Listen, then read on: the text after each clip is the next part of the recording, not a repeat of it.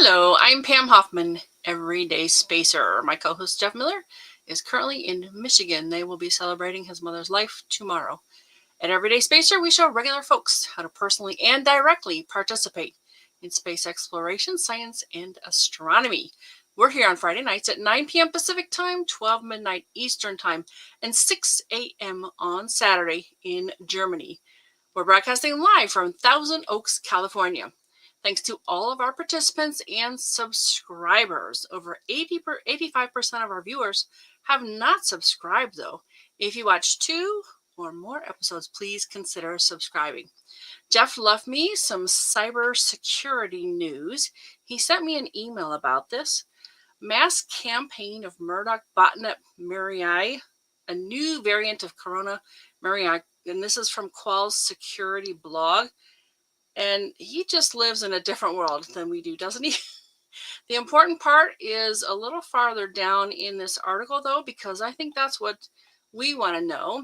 The Qual's Threat Research Unit has uncovered a large-scale ongoing operation within the Mirai campaign dubbed Murdoch Botnet. This variant exploits vulnerabilities targeting Avtech cameras and Huawei HG532 routers. It demonstrates enhanced capabilities exploiting vulnerabilities to compromise devices and establish expansive botnet networks.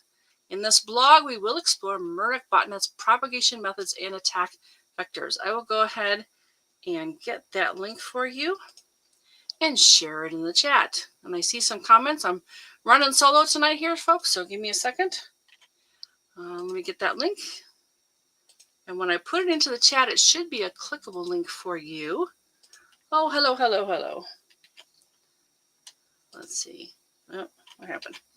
All right, hopefully that does not break.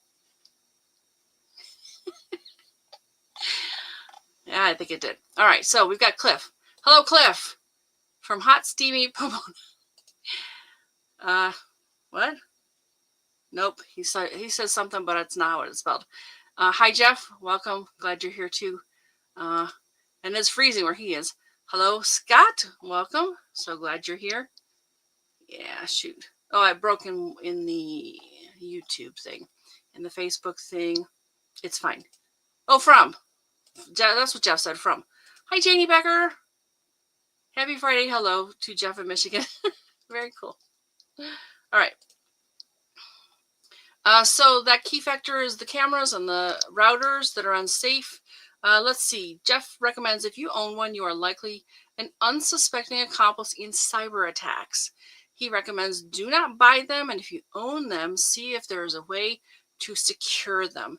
Personally, he says I'd replace them. Tonight's episode is about space junk. We'll be back in 8.3 seconds.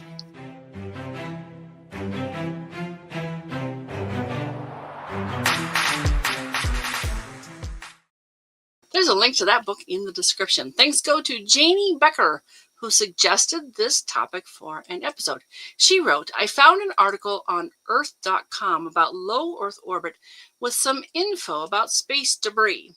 Interesting to think about and what options are available to be ready to advocate for space safety on Earth. What do you think, Janie Becker? Could space junk hit you? If it did, what can you do about it? This is an exciting episode tonight because my carefully curated tabs were in the right order. Somehow went out the airlock, so bear with me. Your ride may be a little more bumpy than usual. Let me look at the comments. It's negative 14. You and Cliff should meet somewhere in the middle. All right, so let me go ahead and share the screen because this is one of the articles that Janie sent me about this mysterious space junk that crashed in Kenya. Interestingly enough, it's quite a big piece, but it didn't hit anyone.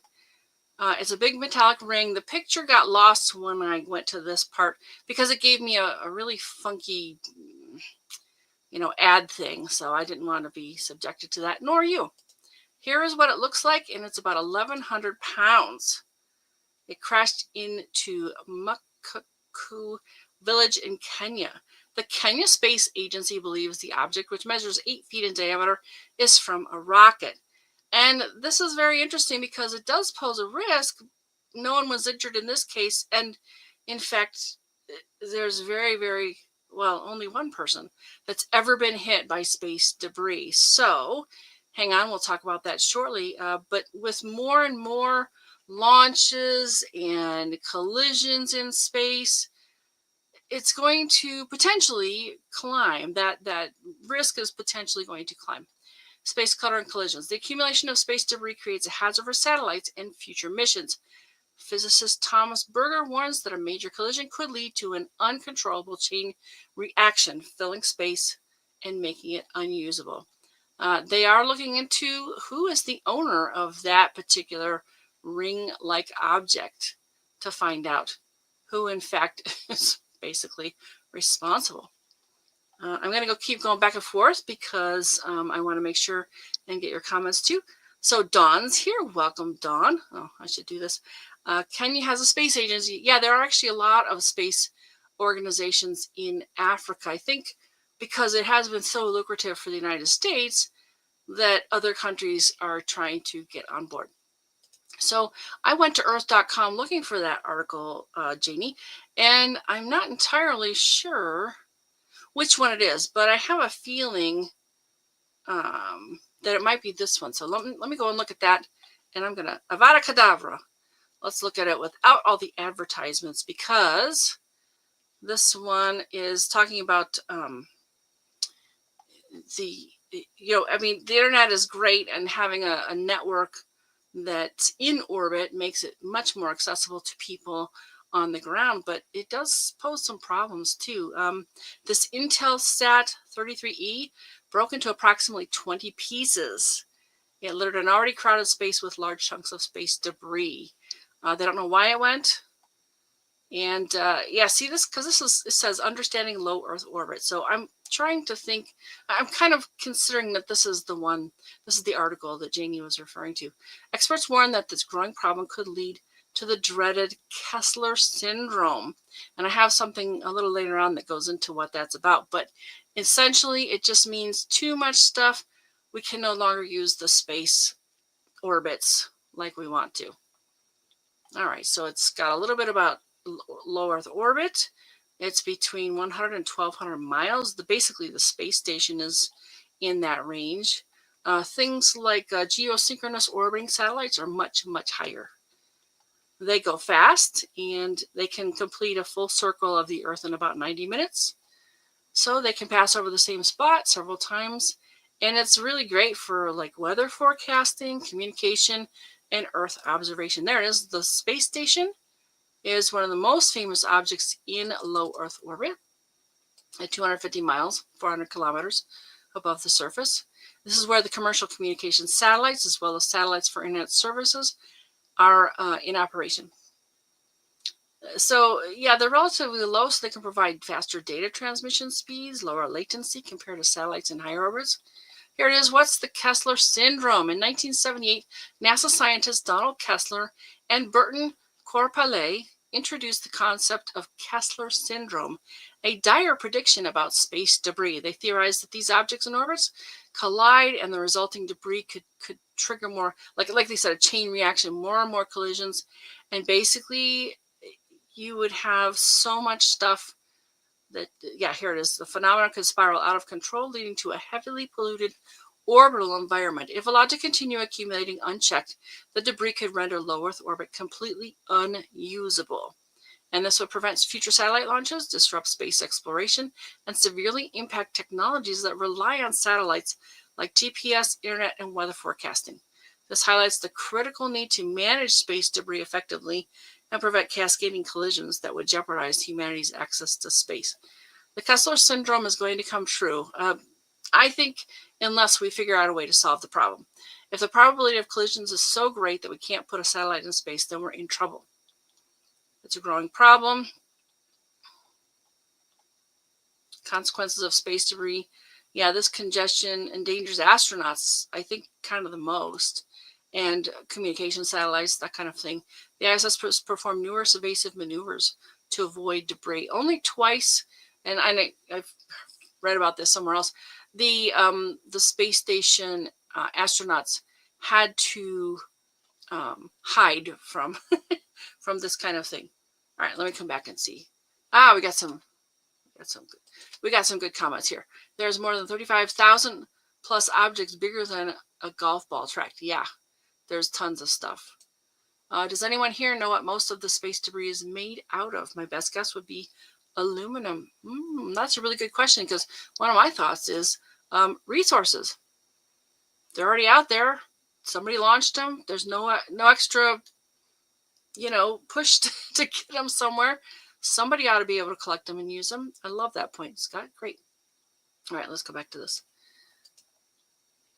Let's see. If the satellites collide or go offline due to overcrowded space, critical services like GPS, broadband internet, and television could fail. And we rely on a lot of this stuff. Experts warn that this would cause widespread disruption to modern life. And they talk about ways to mitigate this Kessler syndrome risk. The efforts are underway to address this growing crisis. The European Space Agency is developing initiatives like ClearSat-1. I think this has already happened, in collaboration with Swiss startup ClearSpace, to capture and deorbit defunct satellites. So they could deorbit them. They could push them out into a higher orbit. And the one I really like is, why not collect? Yep, resources. I like it. All right, so let's go back to this. They've got some ideas here. Drag sails to accelerate the natural descent of debris. Tracking and mitigating debris remains a monumental challenge. Yeah, there's so many pieces in orbit, and they're really just estimates. Like they'll look and they'll say, well, there's this many in this space, which means in the whole orbit there must be X number, because they multiply. But yeah, 10 centimeters and larger, I think. Larger than 10 centimeters, and millions of smaller fragments that current technology cannot reliably detect. And the trouble is, these go fast. I mean, really fast. If two objects actually hit each other, there is no air friction to stop them. So they basically do this and then they're gone. You don't even see them. Here we go. Space Shuttle has 50 windows replaced because of flecks of paint to larger bits. Yeah, even a fleck of paint. Because if you think about a bullet, it's very small, but it's ejected from a gun very, very quickly, and it can do a very great deal of damage. It's just phenomenal how much this stuff can really ruin your day. And the one thing I was looking, I don't think I found that tab. The one thing I was looking at, they were talking about, maybe I did. They were talking about the object was something the size of a bolt, and they all had to go to a safe space on the space station. No, into the Soyuz, so that if it hit the space station, they could leave it and come back to Earth. Because if this small object, hit the space station right in, just dead on, I mean, it came within, what do they say, a football field away from it, it could destroy the whole entire space station. Imagine a small piece of space debris could destroy a whole entire space station. Quite extraordinary to think about. Yeah, even with today's best sensors, there are limits to what can be reliably seen or tracked, and smaller space debris is often untrackable. That's from Bob Hall, director at ComSpock Corp. Need for space regulations. Experts emphasize the urgency of international cooperation. Absolutely, because if a country out there were to just do their own thing, it could impact the whole entire world. And this is really, really vital to understand.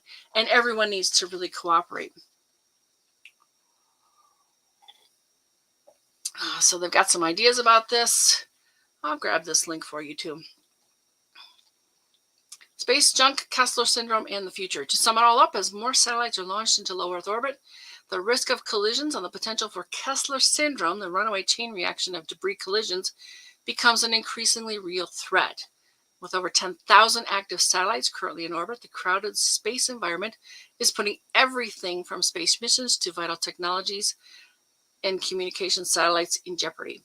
Experts warn that without significant efforts, this is going to be a real problem, even to just going out there.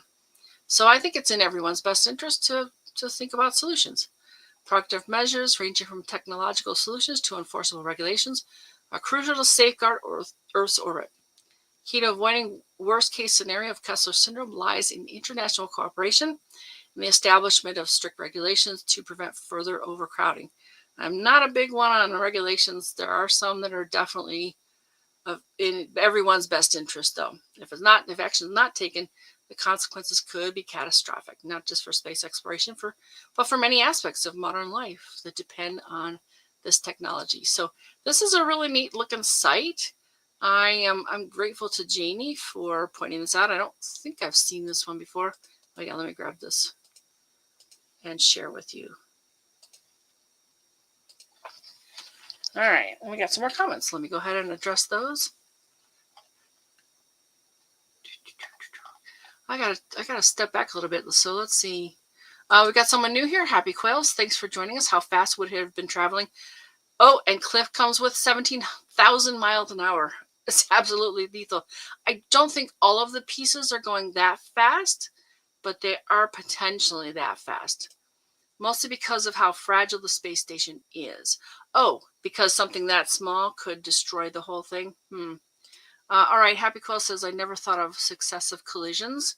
Yeah, a chain reaction, that could be unbelievably devastating. All right. Oh, you're welcome. And thanks for joining us. All right, so let me go back to our site here because there is someone who was hit by space junk. And Avada Kedavra, let's get rid of those ads.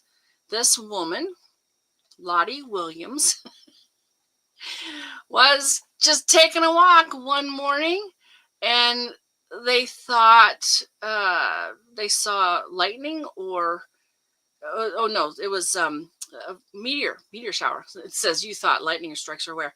Well, this one is an incredibly rare event because she was actually hit by this thing, and they say 1 in 3,200, but some other places have been saying that it's 1 in a trillion. The odds of being struck by something that's falling from space as space debris is like 1 in a trillion, and who knows how they got to that number. I didn't look into that part though. So the chance of someone getting hurt though is pretty low. What's it like to get hit with a piece of space junk? Apparently, she is possibly the only person to ever get hit by falling space junk. This is January of 1997. She and 2 friends were walking through a park in Tulsa at 3:30 a.m. What are they doing at 3:30 a.m.? They saw a huge fireball streaking from the skies, but it was beautiful. It was like, oh, amazing, beautiful. However, then she felt something. It's when I felt a tapping on my shoulder with no one near her. She started to run, thinking a stranger had appeared out of the shadows. Then she heard something hit the ground behind her. The weight was comparable to an empty soda can, she said. It looked like a piece of fabric, except when you tap it, it sounded metallic. She wasn't sure what she found, but she thought it was shooting a star, and basically went to her local library, who referred her to the astronomy club in the area, and the National Weather Service. They talked about a Delta II rocket that had re-entered the atmosphere the night before. And basically, over time, they kind of decided that this was probably a piece of, I think it's the tank, a fuel tank. It had been partly melted and resembled fiberglass that appeared to be the kind of material NASA used to insulate fuel tanks. And so that's probably what they're thinking that happened. A piece of the Delta rocket fuel tank actually came down and hit her on the shoulder and fell to the ground. And basically, she was completely unharmed. Yeah, wow. You're not wrong about that, Happy Quails. And Jeff says you get 3 possible results. 1, the piece is small, strong, and doesn't hit anything dense, so it goes through. Then you get a pair of cufflinks. Is that what you mean? If the debris is fragile or malleable, it could cause a shock wave in the air and pop the ISS module. Oh, you're talking about space station. Okay. Number 3, it hits something dense on the ISS and turns that object into shrapnel that damages other stuff and leaks. Yeah, they've already had some trouble with leaks on space station, I understand. So this Lottie Williams is the one and only person to be struck by space debris, apparently. She talked to NASA and received a letter from the Deputy Secretary of Defense apologizing for what happened. They didn't actually admit where the piece of material came from, though. A lot of people thought it was a hoax. Williams said, "I just want people to know this actually happened." And one of the things, this link doesn't really go to this, but I did find this. The Center for Orbital and Re-Entry Debris Studies. This was established in 1997. Interesting, it's the same exact year to focus the corporation's research and technology applications in the area of space debris, collision avoidance, and re-entry breakup. I think this is very important. Odds are good that something is going to happen at some point. I mean, if that 1,100-pound thing had gotten closer to that village, someone would have been hit, and it would have been devastating. So this site here addresses the issues of space debris and space traffic management by developing tools and techniques that will analyze potential collision scenarios, study reentry breakups of upper stages and spacecraft, and model debris objects in space. These efforts are critical given the predicted population growth in launch efforts in LEO satellite constellations. This database documents objects and payloads that have re-entered Earth's atmosphere since the year 2000. And I've got a link for this database. So we'll look at that in a little bit here. They talk about traffic management. They have Lottie's story, and that's up here as well. Another tab, sorry. And apparently this can actually really look like something a meteor shower would, something like a meteor would look. It could be confused for a meteor. Do be careful because it could be space debris. There's an FAQ for this.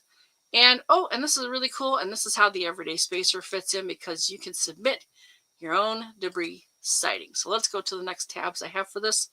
This is satellite reentry manipulating the plunge. Some believe there's no such thing as an unlucky person. I think this is her story. Yeah, January 1997, Lottie was minding her own business and got hit by a chunk of a Delta rocket fuel tank. She wasn't injured, and apparently she's the only person to have been hit. And there's a picture of that debris that hit her. Apparently very, very light. All right, anybody else talk? Scott, I wonder if that 1,100-pound ring would have made noise when coming down that could alert someone to get out of the way. I think it would make noise. I don't know how you get out of the way, especially if we're moving very fast. A lot of things actually burn up in the atmosphere. Big chunks of Skylab landed in Western Australia. Yes, I did see something about that. No one was hurt. They did try very hard to direct it to a location, and see if I still have it.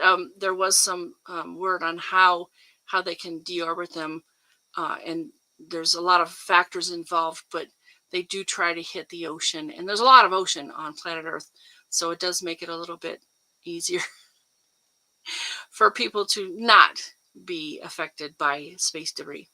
And Jeff says, I wonder if it has enough surface area to be subsonic. The ring? I don't know. I don't know what that requires. I think it's mostly speed. Subsonic or supersonic? Tell me. All right, so let's see. Let's go back to, your overall risk, though, is very, very, very small. Let's break this down further. To illustrate just how small this is, your chances of winning Powerball are much higher, 1 in 292 million. Your chance of being hit by lightning is 1 in 1.4 million. And being killed in a hurricane is 1 in 6 million. Over the last 40 years, more than 5,400 metric tons of materials are predicted to have survived reentry, even over populated areas with no reported casualties. The largest object to reentry was the Russian space station Mir, weighing 120,000 kilograms. So to preventing harm to life and property on Earth, for those old enough to remember the 1979 re-entry of the U.S. space station Skylab, there it is, Cliff, was rife with worldwide fanfare and some hysteria. It seemed everyone had some sort of plan to avoid the impending debris hit, but NASA fine-tuned the space station's attitude, and during its final orbit, Skylab re-entered an orbit that passed over as few populated areas as possible. Its debris eventually re-entered on the southern Australian coast, and no one was hit. They did control this debris footprint. That's the area, the whole total area, but by performing a deorbit maneuver. So that's what one thing they could do if they can. Not everything can be put into a deorbit maneuver. This is basically if there's fuel on board and they can adjust its position and attitude, that kind of thing. I'm going to come back here real quick. Oh, we got more comments. I think I read that one. Let's see. Subsonic. Okay. The drag of the air would slow it down if it has enough surface area compared to its weight. Okay. All right. And Dawn says there could be sonic booms. Don't know about getting out of the way. I know. I think if you see a tree falling, you can kind of like go that way from it. But something coming out of space, I think it would just be moving too fast. Sonic boom means that it hits before you can hear it. Oh, yes. Well, is it? Which moves faster? That's the question. The object itself or the sound through the atmosphere? All right, let me get back to this. So they do this deorbit maneuver if they can. If a satellite or rocket stage has propulsive capability, it can be commanded to execute one or more burns to lower its orbit so that the object will re-enter at a specific location. That for objects that pose a hazard to people and property on the ground, a deorbit maneuver is crucial, since this technique assures that the debris hits the ocean. There's another way. I guess they control the deorbit of the Compton Gamma Ray Observatory into the South Pacific Ocean. More than 35% of that mass was anticipated to survive reentry, because a lot of these burn up. But if they're big enough, there can be a piece that actually hits the ground or the ocean in this case. Yeah, this would have been terrible. On June 4th, 2000, NASA deorbited this Compton Gamma Ray Observatory with 4 thruster burns, safely landing it in the Pacific Ocean.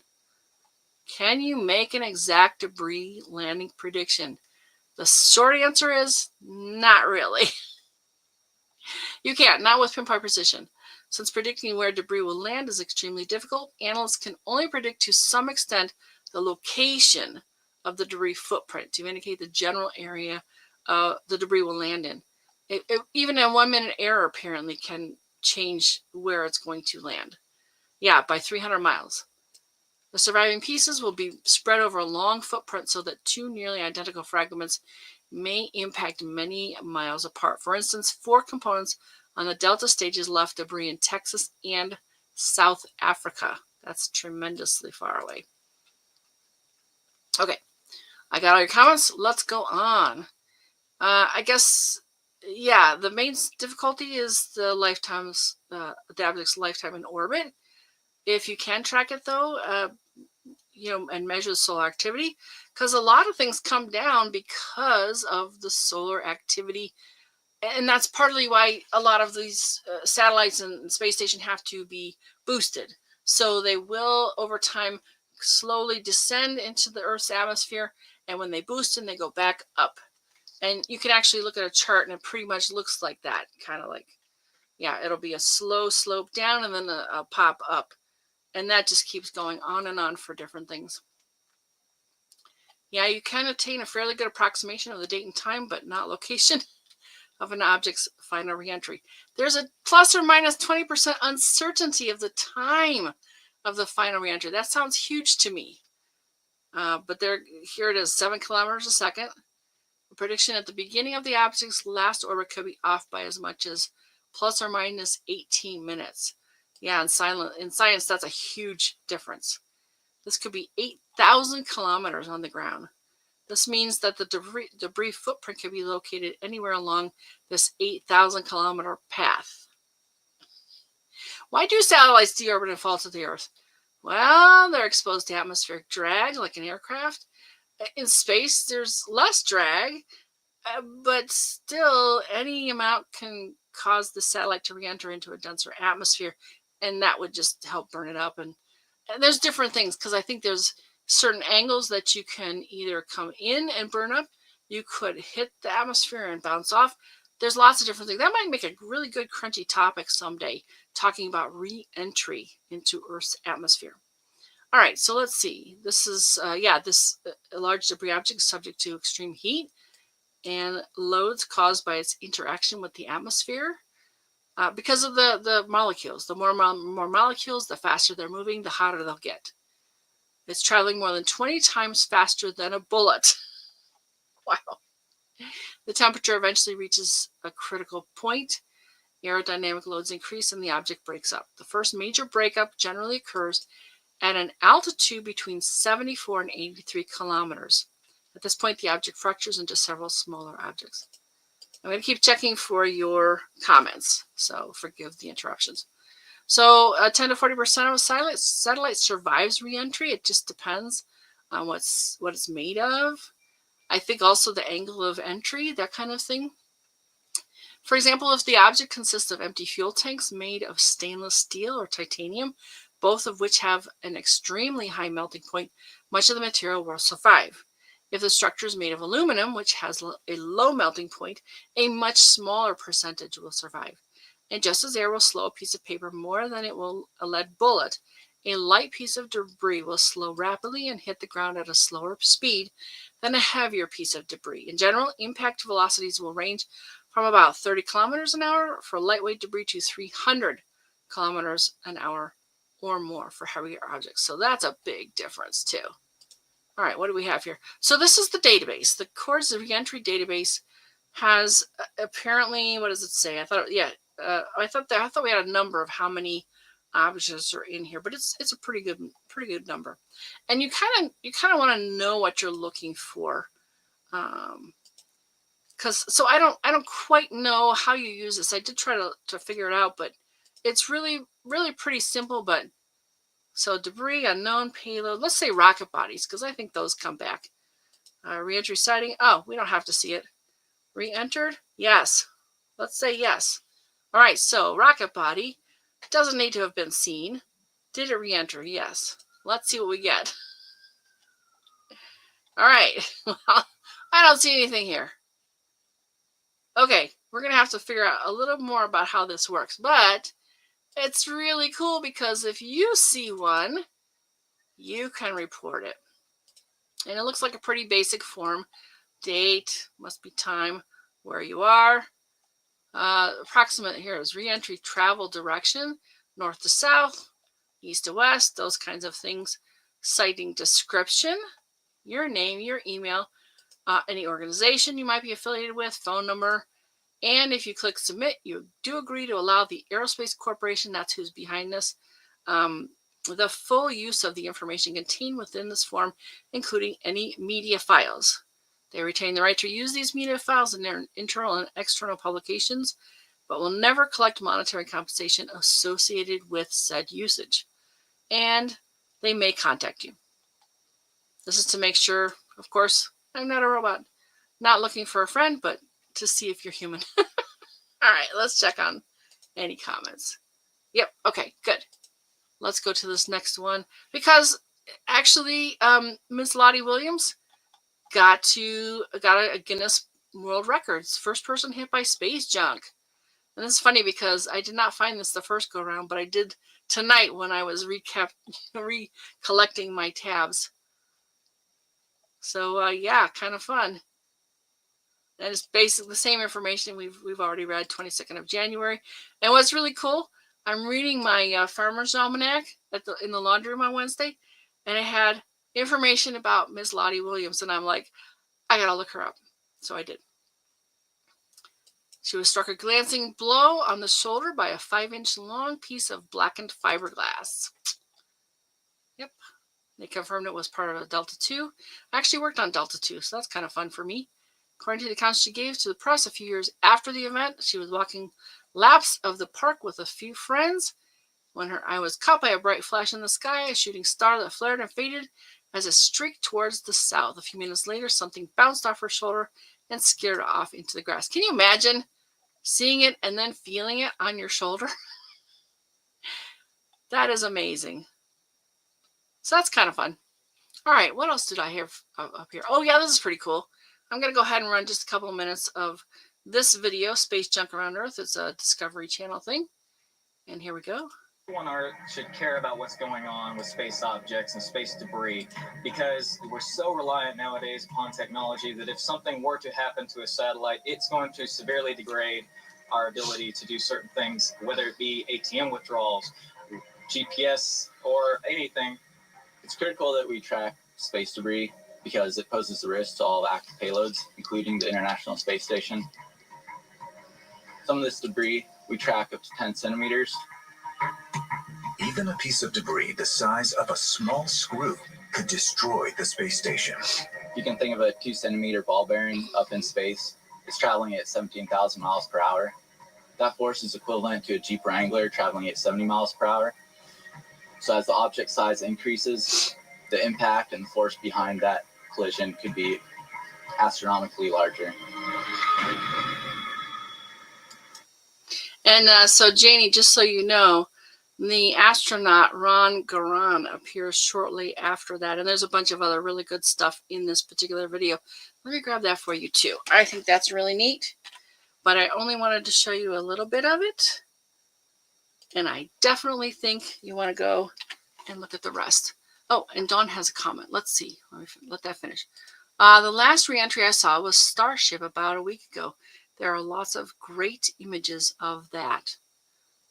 Okay. I think that was the one that launched and then came back. It was the second stage just got destroyed, I think, right? Tell me, Dawn. I think that's the one you're thinking of. Teaser. Absolutely. All right. I did collect a page of Space Junk books. Oh, I think my link went to a little bit better. Because like I said, I had to recreate my tabs. And I didn't necessarily get the exact one, but I do have a link in the description for you on that. So Jeff wanted to make sure you knew that there was a place on Stack Exchange that you could talk about space exploration and get answers to questions. And there's, I think in this one and some other ones, there's some really smart people.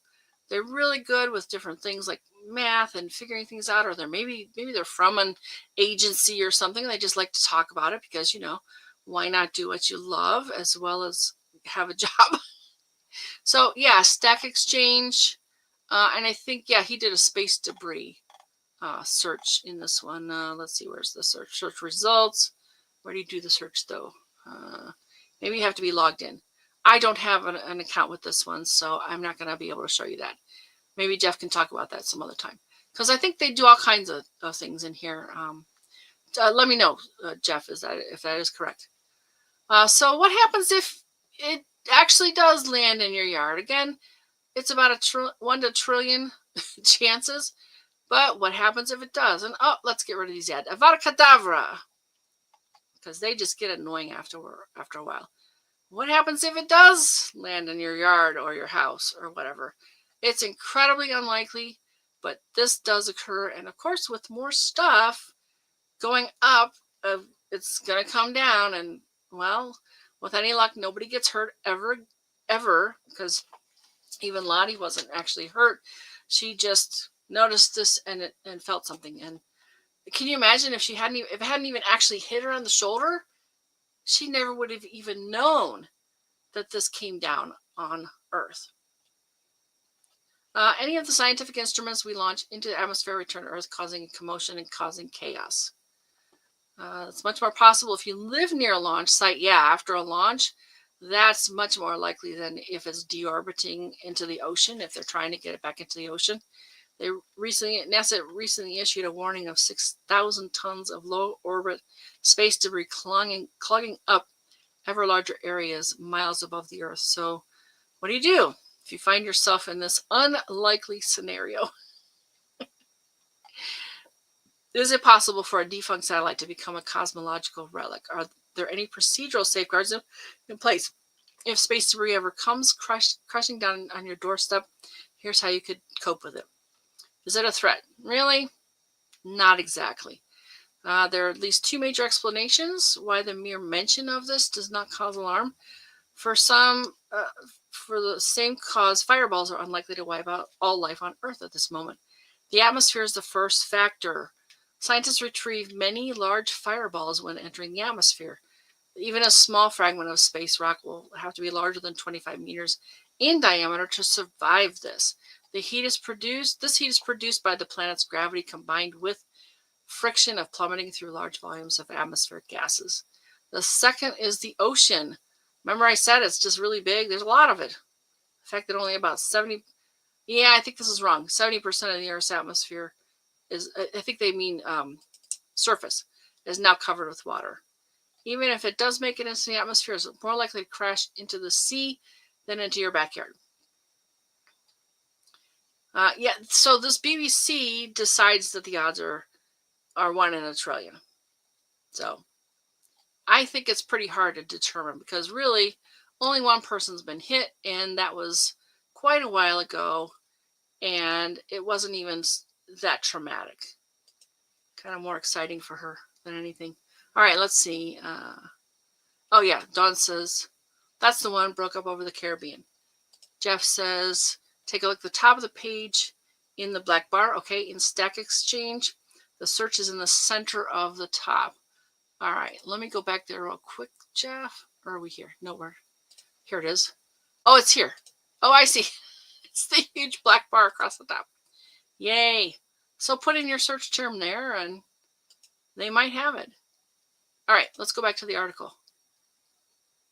So, yeah, and I think it's true. Many analysts believe this situation could become a challenge in the future because of more stuff. But again, there's a lot of atmosphere. There's a lot of ocean. Yeah. Countries like China are taking significant steps forward with their space programs. Yep. Another Science Times report says SpaceX and other firms develop affordable ways to get around the current space stations. Yeah, I think you're in more trouble if you're on the space station than if you're on Earth. But still, space is big. So the space station, yeah, there've been a lot of hits on the space station, but I don't think any of them have had too much of a terrible impact. As a result, these and other recent trends, there could be an increase in space debris hovering around Earth's orbit. Hence, the chances of space junk being pulled back down to Earth could potentially improve, especially if accidents become more frequent. Who's responsible for this space debris? Well, yeah, basically, it's the countries, not necessarily the companies. Even if it's a private company, like in the United States, SpaceX, it's probably still going to be the United States who's responsible. So let's see. Some responsibility for harm caused by space debris. In the 1967 Outer Space Treaty and the 1972 Liability Convention, both recognized by the United Nations, said governments should bear financial responsibility for space junk destruction, even though the device in question was launched by a private corporation. Seems simple, but I think it's more complicated when they try to actually do it. For example, if a piece of a NASA satellite slammed into your house, NASA will cover the cost. When several governments are involved, though, it becomes a bit of a bureaucratic mess. As Timibi Aganaba, professor of space and society at Arizona State University, recently said, basically, if a piece of space junk from China landed on your house, your own country's government would make a claim for compensation through diplomatic channels and then pay you, if they chose to make the claim at all. That's kind of an interesting idea. What do you do if it lands in your backyard? I would sell tickets, I think. The obvious solution for the general public is to approach NASA, I guess. Yeah. They've always been more than willing to foot the bill for any harm sustained by their spacecraft. The United States is completely liable to pay responsibility for harm incurred by its space entity on the surface of Earth or to aircraft in flight. So, yeah, aircraft could be hit too, apparently. I think the odds are pretty low for that as well. I haven't seen any numbers, but I think probably. That path is simple enough if you have irrefutable proof of wayward space debris damaging your property. I think that's going to be key. How are you going to prove it? Yeah. So, and it goes on. Oh, we're almost done. The University of Colorado Boulder set an orbital usage fee of $235,000 per satellite could de-incentivize operators from adding to the low orbit log jam. While such a concept sounds more appealing than the latest technology to capture space debris, it's unclear if that would work. Previously explained, the Space Science Times previously explained that no government can lay claim to ownership of space. And that's from these treaties again. As space debris begins to accumulate, it's a smart idea to be prepared to deal with it in the unfortunate event that it arrives at your doorstep. But they don't say anything about how. Oh, all right. So I am watching from, okay, Janie's got a comment. Fascinating and scary to think about with so much in orbit and more every year. Thanks for all your research and to explore the question. Thank you, Janie, for bringing up the topic. I think it's a wonderful topic, and I really learned a lot, as always. We just love doing this for you because it makes a lot of sense for us as well. We just build up everything we know about space exploration, science, and astronomy. So those are the tabs I reclaimed after I lost the original batch. I think I got most of them. But I think to answer Janie's question, just to sort of sum it up here, the odds are against you being struck by space debris while you're on Earth for now. If you happen to be struck, though, I don't know exactly what you could do. I'd say get a lawyer for sure. I think that'd be the first move I would make. If anybody else has some good ideas, drop it in the comments. We share here. All right, some stellar events this week. We're talking about January 24th through January 31st. The Globe at Night project continues. It's going to go through January 30th. You can contribute to the Citizen Science Project on the Globe at Night website itself or the app. And just to read a little bit from there, Globe at Night is an international citizen science campaign to raise public awareness of the impact of light pollution by inviting citizen scientists to measure and submit their night sky brightness observation.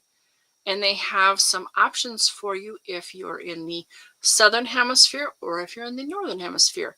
In the southern hemisphere, for this month, there's two. You can look at Orion or Canis Major. In the northern hemisphere, your target is Orion. And you can go out with your phone and make your report right in there. They've got all kinds of different options. I think we showed it last week. So if you want to actually get a screenshot from us, it's there. Or just go to Globe at Night. Do a search for Globe at Night. There's lots of good information there, some videos and stuff. It's a wonderful site. All right, January 23rd, Mars is 2.3 degrees south of Pollux. Yeah, actually, that was yesterday, and I was actually out this morning. Oh, I'm sure it will, Clef. I was thinking that is a lot of what they really need the most, toilet paper. So I actually did see Mars this morning because I took Jeff to LAX, and that was like at 3:30. So yeah, I got home and I went to the park, and I'm like, that is so close. It's amazing. All right, so January 24th, Antares is 0.3 degrees north of the moon. January 26th is Australia Day, and the moon runs low. January 28th, Mercury and the moon are in conjunction, and Pluto and the moon are in conjunction. January 29th is the new moon. Great time to go observing. It's also the Lunar New Year. It's the year of the snake. Mercury and Pluto are in conjunction that night as well. January 30th, Uranus appears stationary. They say it's stationary, but it appears that way. January 31st, Saturn and the moon are in conjunction. That should be beautiful. And Jupiter is 5.1 degrees north of Aldebaran. January 31st is also our Friday night show, and another Citizen Science project is coming your way. Find us Fridays at 9 p.m. Pacific time on the Everyday Spacer Facebook page and the Everyday Spacer YouTube channel. What inspires you the most for the coming week? And I want to emphasize this again because I want to leave a real legacy for Everyday Spacer, and it's totally bigger than me and me and Jeff because we host the show. But yeah, how do we do that? What's a good way to make sure that people can keep doing this, keep coming on the show, keep making episodes, because there's always going to be really interesting and fascinating people to explore, to talk about, to anything involving space exploration, science, and astronomy is just going to go forever and ever and deeper and deeper. And Cliff says, Australia Day, beer and barbecue. Yarho, what? All right, so if you know of ways to help Everyday Spacer live well past Jeff and I mean, at some point it's going to be like hard to read these show notes, and I could talk, but anyway, yeah, watch out for people who are interested and to come on the show with us, to take over for us at some point. I think it would be fabulous to keep this going for a very, very long time, because really regular folks can do lots and lots of cool stuff now involving space exploration, science, and astronomy. All right, so if you or someone you know has done something interesting involving space exploration, science, and astronomy, we'd love to share our live. Join us again next Friday, January the 31st. Jeff will demonstrate the Zooniverse Project Cosmic Disco, characterizing galaxy collisions. Doesn't that sound interesting? So yeah, we're going to learn about that this week, and we'll bring that to you next week. I hope you have a wonderful week, folks. It's just me this week, so I'm going to wrap it up here. Sometimes Jeff would have more to say, but I don't see any comments. I'm going to call out everybody, though. Cliff, Janie was here. Jeff, thanks for joining. Dawn was here. Scott was here, I know. And we had someone new who was Happy Quails. Almost sounds like Happy Trails. I think I got everybody. Janie Becker. Janie Becker! The person who created this idea for this episode. All right. So I will continue to watch for your comments. Oh, good night, Jeff. Have a great trip. And yeah, see you folks next week. Good night.